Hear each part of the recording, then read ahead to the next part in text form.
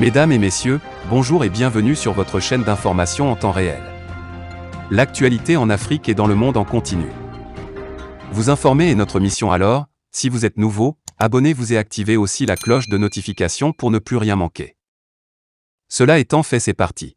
Eh bien les amis, une fois de plus du côté de Bamako, les nouvelles de la menace djihadiste sur la ville de Manéka circulent grandement. Et ce n'est pas la première fois que la région de Manéka soit sous la terreur djihadiste, terroristes et d'autres criminels hautement dangereux.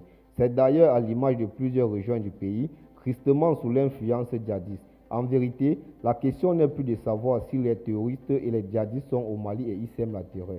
En effet, le Mali souffre bien du terrorisme et du djihadisme depuis 2012-2013.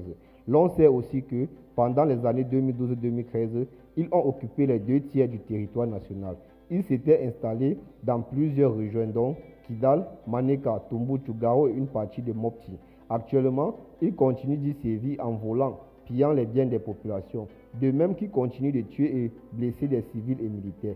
Les conséquences de leur présence sont énormes. Ces zones septentrionales sous menace souffrent de l'absence de l'autorité de l'État par l'exclusion de toute l'administration. Face à ces criminels, les autorités maliennes sont en train de déployer tous les moyens militaires pour les combattre.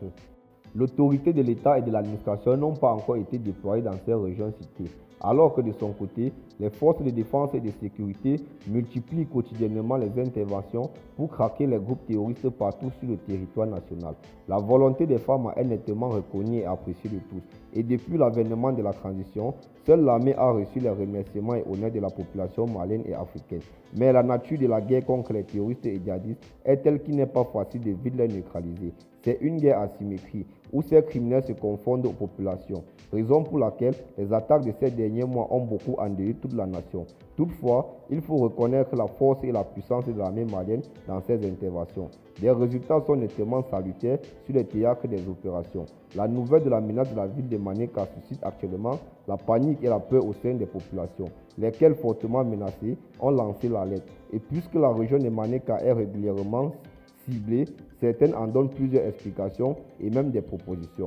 Le cas de Manéka est une véritable épine dans les souliers de ceux qui nous ont entraînés dans la situation d'insécurité.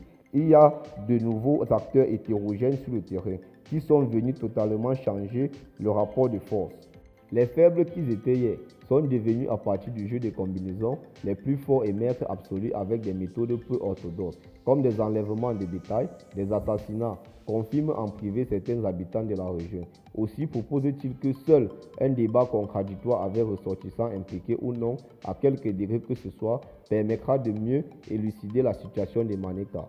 Certes, l'inquiétude et la panique sont palpables, mais les plus hautes autorités travaillent à ce que la vie des populations de la région soit préservée. À cet effet, les forces de défense et de sécurité sont bien en alerte. Eh bien les amis, c'est sur ce petit pas d'informations que nous allons nous séparer.